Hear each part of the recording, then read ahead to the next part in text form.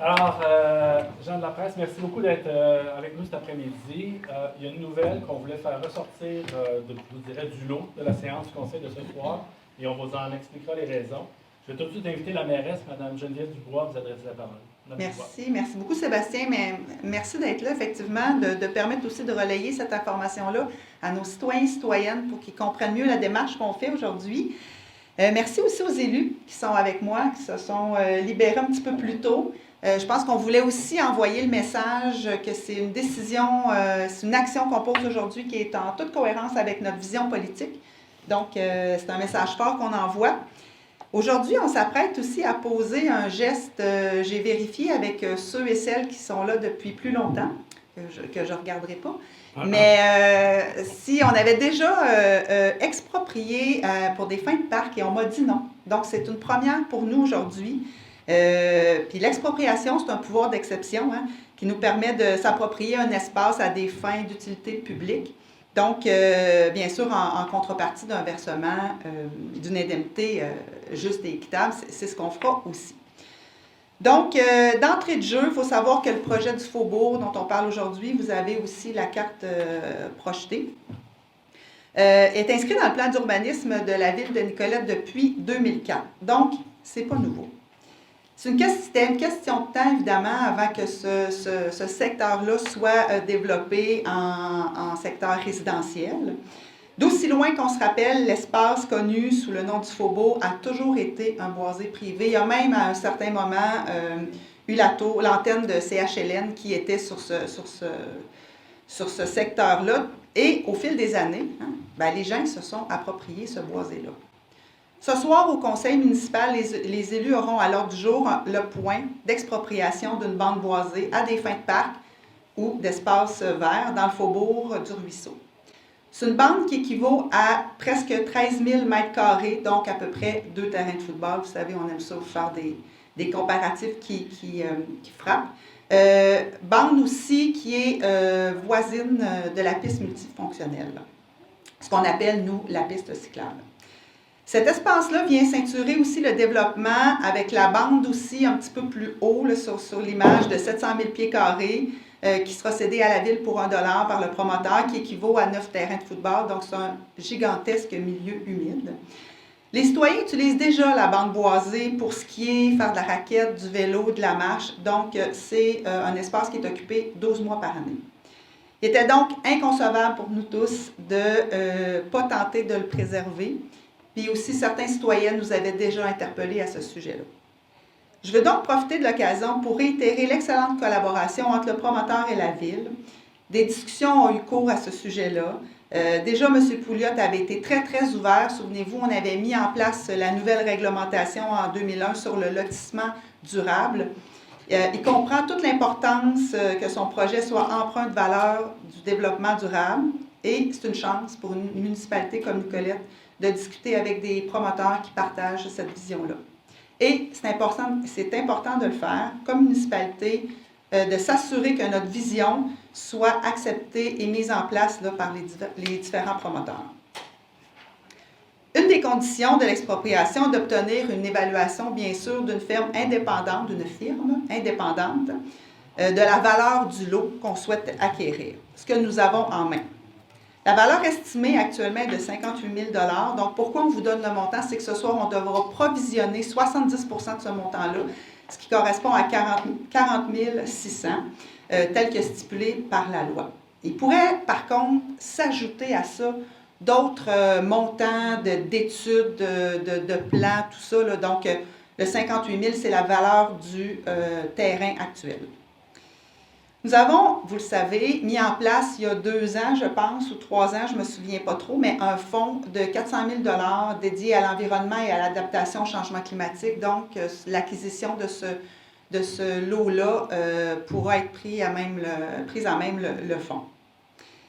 Aussi, la pandémie qu'on a vécue a mis en lumière l'importance d'avoir accès à la nature pour la qualité de vie. Souvenez-vous, le nombre de gens qui se sont promenés, qui ont pris des marches, qui ont exploré nos divers forêts, milieux boisés. Donc, acquérir cet espace-là nous permettra de conserver, d'améliorer et de rendre accessibles des espaces verts, naturels, particuliers, comme le prévoit notre plan d'action, entre autres en environnement. De préserver une certaine équité aussi entre les citoyens. Donc, c'est pas seulement, le boisé ne servira pas seulement aux gens qui vont habiter le quartier du Faubourg, mais va servir à toute la population. On le dit souvent, chaque geste compte et l'acquisition de cette portion de boisé est une bonne nouvelle. C'est notre façon à nous d'agir localement sur des enjeux qui sont mondiaux. Mais il est important aussi de dire que la préservation de la biodiversité puis des services que celle-ci nous rend, ce n'est pas uniquement la responsabilité d'une municipalité et de ses citoyens, c'est aussi le milieu privé qui doit faire sa part.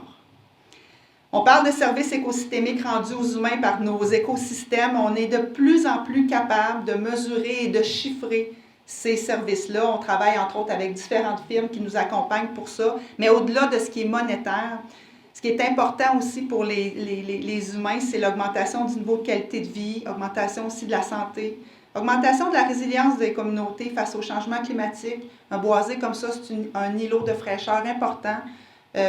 Stéphane et moi, on a eu l'occasion d'aller en mission en France et on a vu entre autres des ruelles vertes et ça peut aller jusqu'à 10 degrés de différence quand on est dans des îlots de chaleur par rapport à des espaces boisés. Donc, je pense que c'est important pour la qualité de vie des gens.